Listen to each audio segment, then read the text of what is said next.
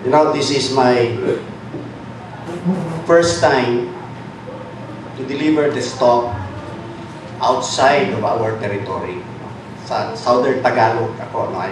I'm from Santa Rosa chapter, PCBP Santa Rosa chapter.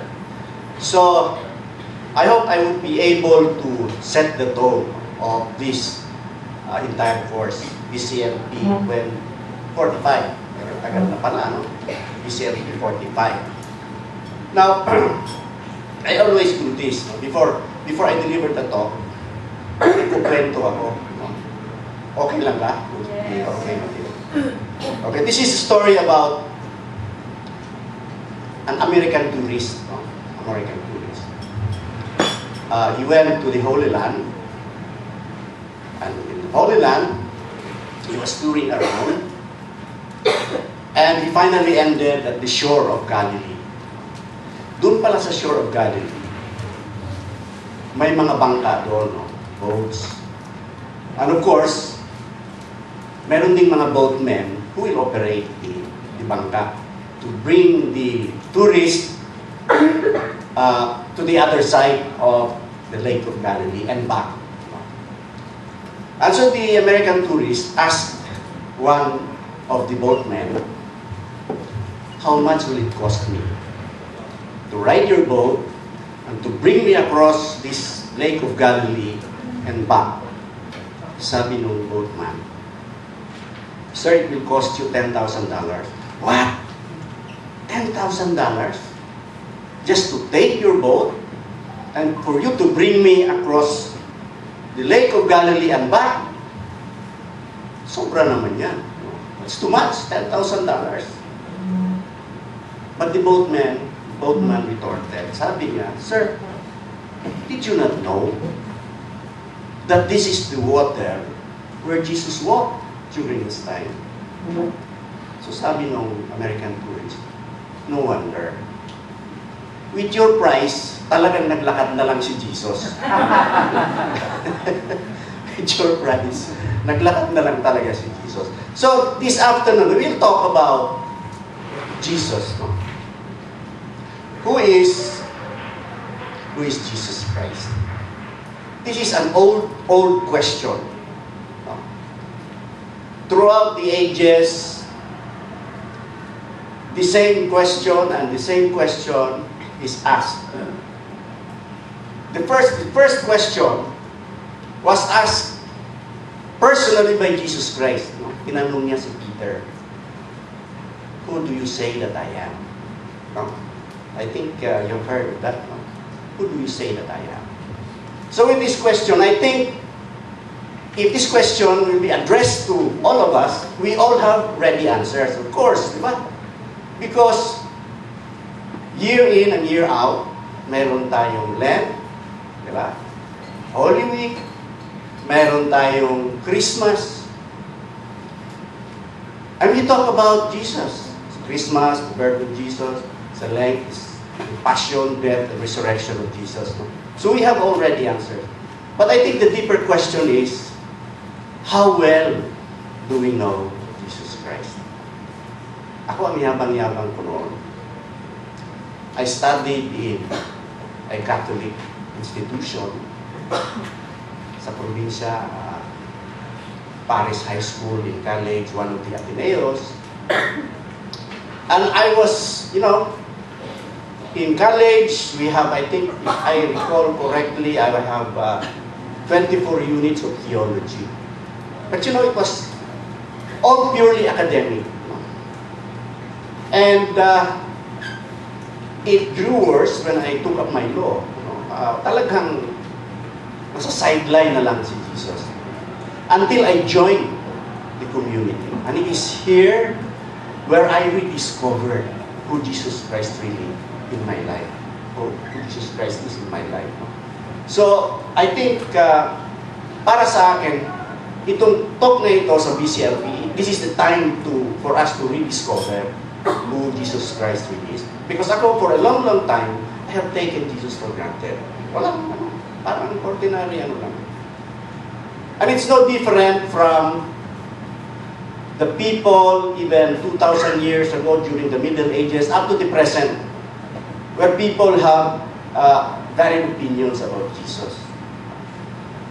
May nagsasabi that Jesus was just a good moral teacher, a guru who lived at the wrong place and at the wrong time. Mayroon din nagsasabi that Jesus was just one of the Jewish revolutionary of his time, a frustrated Jewish revolutionary of his time. So, there's nothing special about Jesus. No? I was one of those who entertained the idea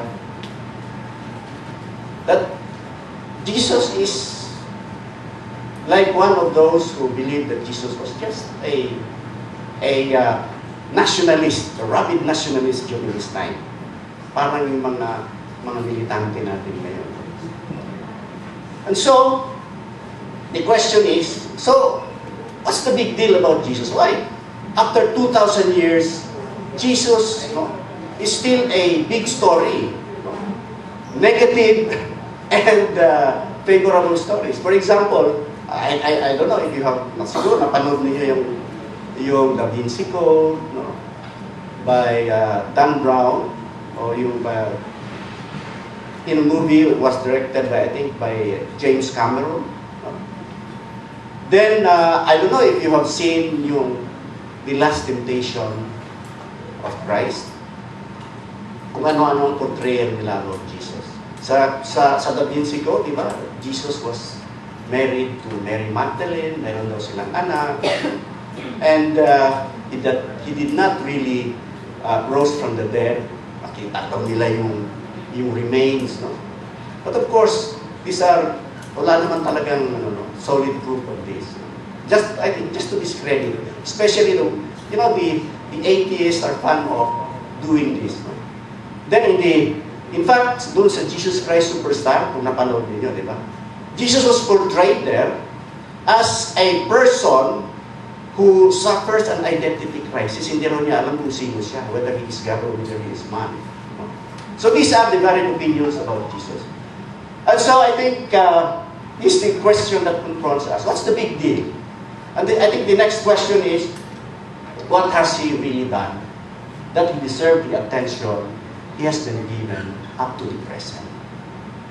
Up to the present. There were atheists, and there are still atheists who believe that Jesus is just a fiction, sabi nila. Some sort of a legend made up by those people who want to establish a religion. Hindi rin talagang totoo. So in other words, they just put aside the New Testament or the prophecy of the Old Testament. Wala daw talagang Jesus Christ. But brothers and sisters, if one of you probably have some doubts, or maybe to the extent of believing that Jesus is not a real person, he is a real person.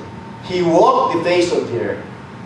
He existed 2,000 years ago as a human being. If you look at your encyclopedia, there's a portion there about Jesus, narrating who Jesus is. But that is not what is material. Because aside from what is portrayed in the New Testament, written by the four evangelists, diba? Yung four New Testament writers, there were non-Christian historians who narrated the life of Christ. For example, you have the ancient Roman historian, his name is Cornelius Tacitus. He wrote in his ancient historical book, Annals, he narrated about this man named Jesus Christ, who had a great followers, but who was condemned to death and crucified under Pontius Pilate, then the governor of Judea. There is also an ancient Jewish historian, his name is Flavius Josephus. The same, he narrated about the person of Jesus. And even in the Jewish Talmud, yung collection of Jewish writings, nandun. Even in the Quran, Jesus is found there. So this only means that Jesus really walked the face of the earth. Totoong tao siya. And so in this, in our talk this afternoon, we will be focusing on these two areas of Jesus. The historical Jesus and the Christ of the Christian faith. How he became the object of the Christian faith. And talking about the historical Jesus, this is an established historical fact. Totoo talaga ito. He was born during the reign of Herod the Great, about 6 BC. He was condemned to death by the Roman procurator, Pontius Pilate, and the emperor. He was crucified and was buried in about 27 AD. These, brothers and sisters, is a historical fact. Totoo ito. And speaking of the life of Jesus as a person, as a human being, because later, and I think you were taught, or at least you know that Jesus is not just a human being, such person, but he's also God. But we'll deal with that later on. So, as a historical person, the life of Jesus went into 3 stages. Right?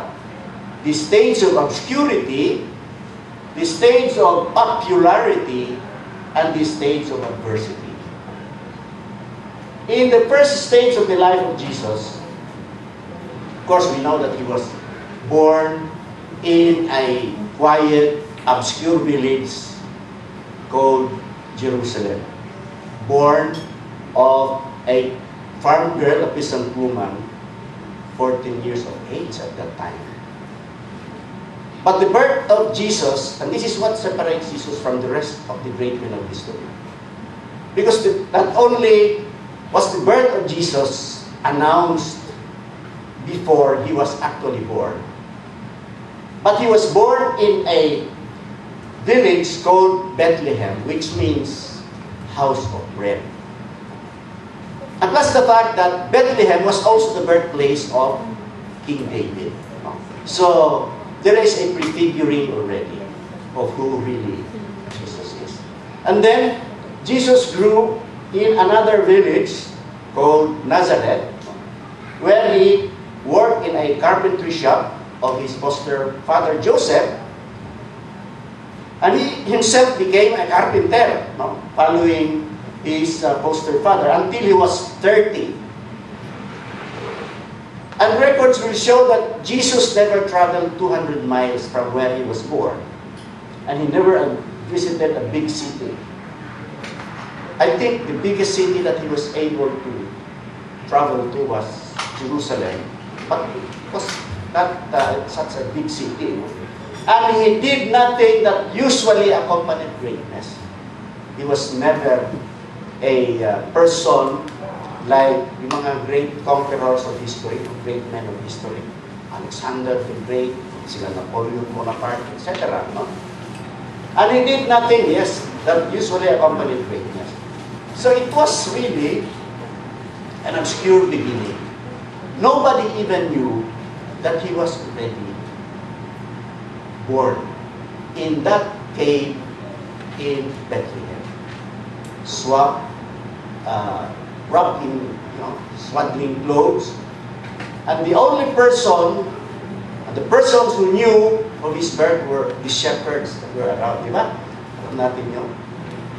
And the wise men who visited Jesus and offered their gifts. So, practically, hindi siya kilala. Nobody really knew whether this prophesied Messiah was born. But 700 years before his birth was already prophesied by Prophet Isaiah, by Prophet Micah in the Old Testament. So, then came his life of popularity. He became, when he started his public ministry, after he was baptized in the River Jordan, he became an itinerant preacher. He traveled from place to place in the dusty roads of Galilee and the surrounding towns to proclaim the kingdom of God. And he taught them, and his teachings were so deep and profound that people were convinced and left their businesses and followed Jesus. Ito nangyari sa mga apostles. After listening to the teachings, the deep teachings of Jesus, iniwanan nila yung mga trabaho nila, fishermen, and they followed Jesus. In fact, Matthew was the tax collector, also left and followed Jesus. They were so convinced. And not only that, during his public ministry, he worked wonders. It started in the wedding at Cana, di ba? When he changed water into wine.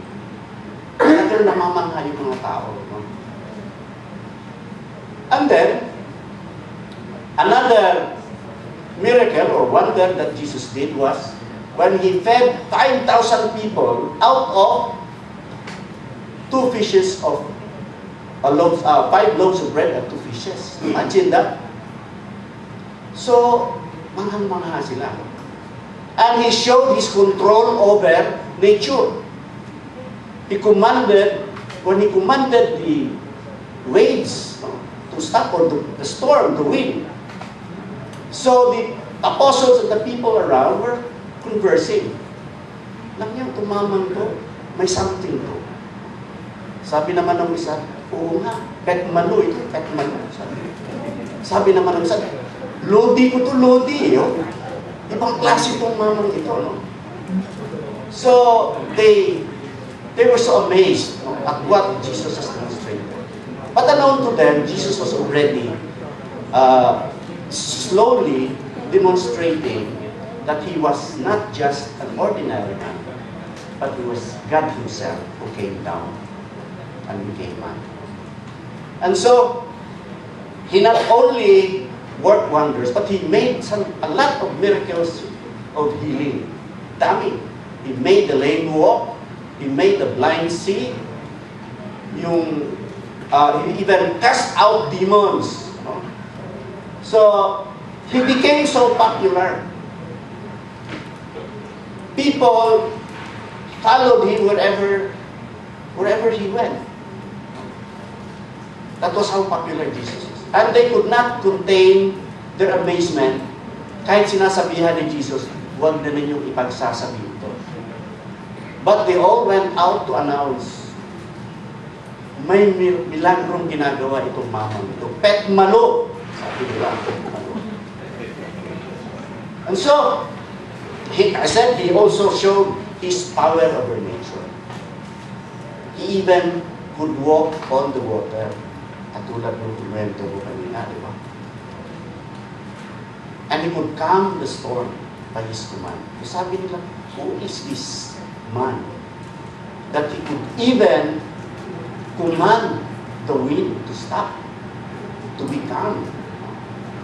And so he became so popular. Unfortunately, after all what Jesus has done, after all what he has shown, after all he has revealed his love for all these people, he went through his life of lana.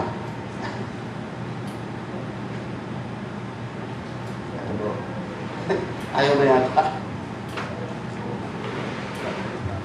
His life of adversity. In his life of adversity,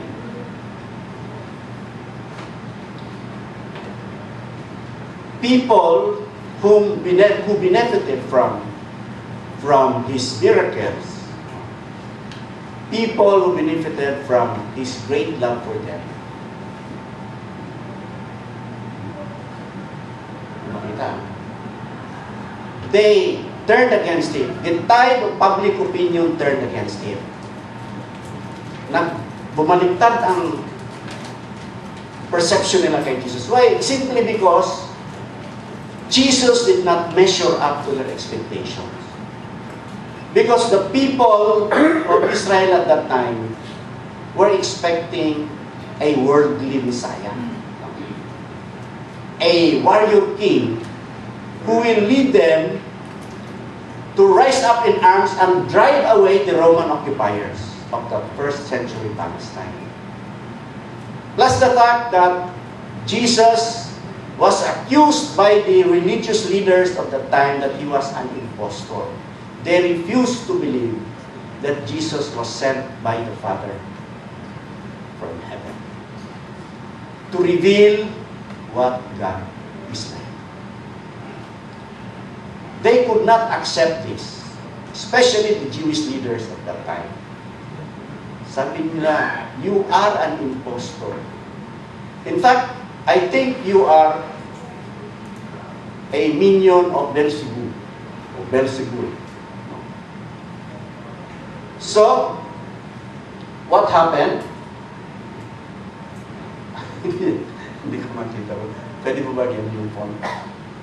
Can you change the font? And so, he was sold. He was turned over to his enemies for 30 pieces of silver, and he went through a mockery of trial on a trumped-up charge because they could not find any valid charges against him. So they made a trumped-up charge saying that Jesus was inciting the people, instigating the people to rise in arms against the Roman authorities. So, it was the clamor of the people that Jesus must be condemned to death and crucified. And condemned Jesus was. And then he was crucified. And the most humiliating part is that he was nailed to a cross between two thieves. So he was condemned like a criminal talaga, despite the innocence that he was professing during his trial. And so he was nailed to a cross between two thieves. And while he was dying on that cross, the soldiers who were there gambled for his garments, which was the only property that Jesus had. No?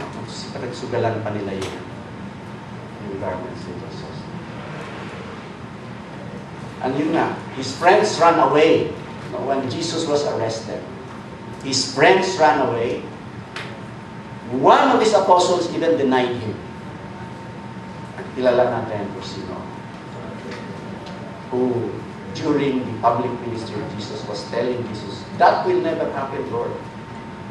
Ididepensa ka namin. But when the chips were down, Jesus was arrested. Takbuhan sila lahat. Takbuhan sila lahat. He was practically abandoned by his apostles, by his disciples, by his friends. And then, as I said, while he was nailed to a cross between two thieves, while he was dying, his executioners gambled for his garments. And when he was dead, he was laid on a barren grave through a pity of a friend. Yung pinaglibingan pa kay Jesus. It was owned by Joseph of Arimathea, his friend. So, that was what happened in the life of Jesus as a person. But brothers and sisters, the life of Jesus did not end by his death. Not end by his death. Because we know that 3 days thereafter, Jesus rose from the dead. And today, more than 2,000 years have gone. Yet today, Jesus is the central figure of the entire human race. And no one has ever affected the life of man in this earth as much as that of one solitary life of Jesus Christ. Imagine that. Jesus was practically a nobody during his time. Of course, he became popular because of the miracles that he did, his teachings, how he showed his love, how he brought back the dead to life. But it was an ordinary life, and yet today, he is the central figure of the entire human race. Sabi nga nung isang Christian writer, in the pages of history is a procession of great men. Great military heroes, explorers, sabi. But no one can stand out against the life of this first century young Jew who was telling the world, was telling the people at that time, I am the light of the world. And until today, so many people have been delivered from darkness. Imagine that. Jesus had no more than 3 years in his public ministry. And yet, until today, Jesus set the world on fire.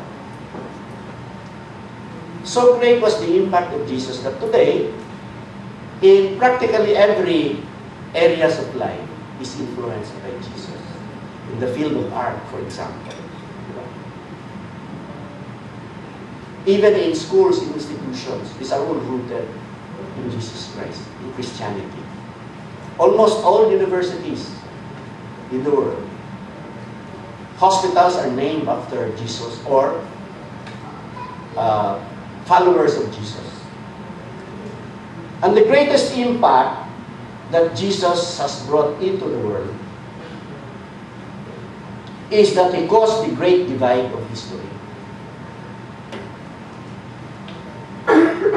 After the death of Jesus, history was divided into 2 eras, di ba? The year before Christ and the year Anno Domini, or in the year of our Lord Jesus Christ. And believe it or not, brothers and sisters, even the former atheistic Soviet Union, in writing their Bolshevik Constitution, yung year na nilagay nila doon, in the year of our Lord. Imagine the impact of the life of Jesus in the entire human race. It caused the great divide of history. Why is this? Well, because Jesus is no ordinary historical person. Jesus is the eternal Word of God who became man by the power of the Holy Spirit. This is the incarnation.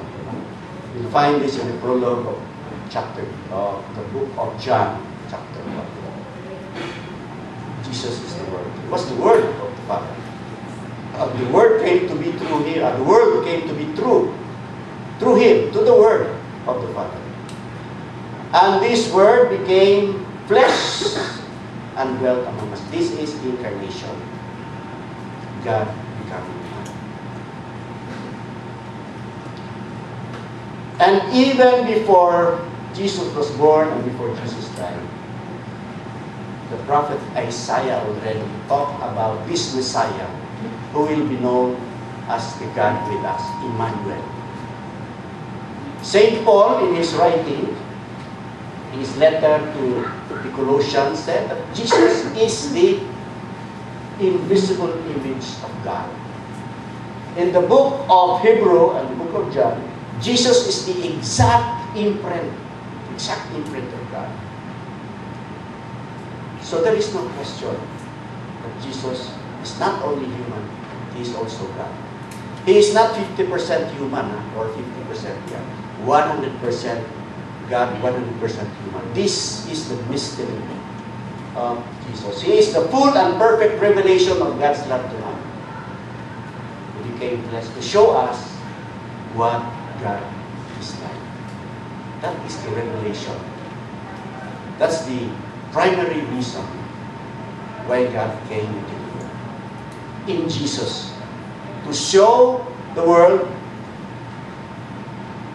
what God is like. How God loved each and every one of us.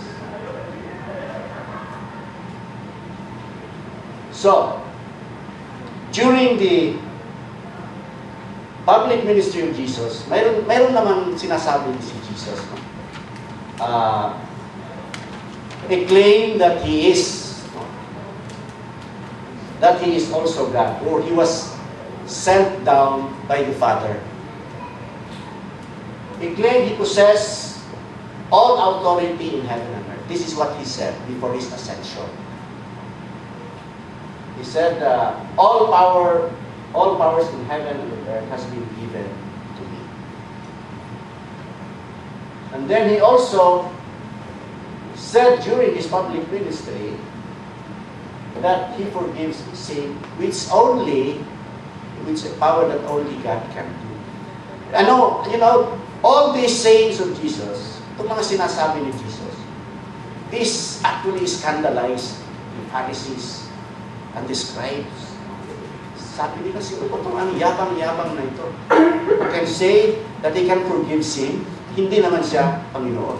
They could not accept that Jesus is the Son of God. Ang sasabi nga niya, ito yung story no isang lane. They could not go near. So ang ginawa ng mga kaibigan nila, diba? They took off the tiles of the roof and then they sent down their friend. And Jesus said, "Your sins are forgiven." Sabi na, this is blasphemy. Sabi ng mga scribes and Pharisees. They were scandalized by what Jesus has been saying. At ito pa, sabi niya, He can give life which only God can do. Ay, sorry. Ayan. Anyway, He said that. But He proved that during His public ministry. He brought back to life Lazarus, which only God can really do, but He did, being God. He also brought back to life that son of the widow of Nain. At saka yung anak ng the daughter of Jairus, who was an apostle of widow. He brought them to life. But they could not accept this, yung religious leaders, yung mga scribes, yung mga Pharisees. And this is the reason, this is one of the reasons why they have to find a way for Jesus for Jesus, not to get rid of Jesus. And then, ito yung parang matinding claim ni Jesus. He claims straightforwardly to be God, as He applies the name of God, I am, to Himself. Marami siyang sinasabi. In John 8, verse 34. He was, the I am, if you read the story of Moses, Moses, when he was there in the mountain and he was asking God, if my people will ask me what your name is, ano sasabihin ko sa kanila? Tell them, my name is I am who I am. But here is Jesus applying the word I am to Himself. Lalong nagalit yung mga Pharisees, the scribes and religious leaders. Ito pa, before Abraham was, I am. He was telling them. Before Abraham was born, I am already, I am there. I was there. Sabi nila, wala ka pang 50, sasabihin mo, you were there already before Abraham was born. So, these claims could not be accepted. And this is one of the reasons why Jesus was condemned to death, crucified. They had to find a way because they could not accept it. They were accusing Jesus as an impostor. So, hindi pa natapos doon, ang dami pang sinasabi si Jesus using the word I am. Ito yung famous I am ni Jesus. I am the bread of life, sinabi niya. I am the light of the world. I am the door of the sheepfold. I am the good shepherd. I am the resurrection and the life. I am the way, the truth, and the life. All of this, sinasabi ni Jesus. But this was what Jesus was saying, affirmed. This was affirmed by the Father during his baptism in the river Jordan. When he was baptized by John, the voice was heard from heaven saying, "This is my beloved Son, in whom I am well pleased." This is an affirmation of who really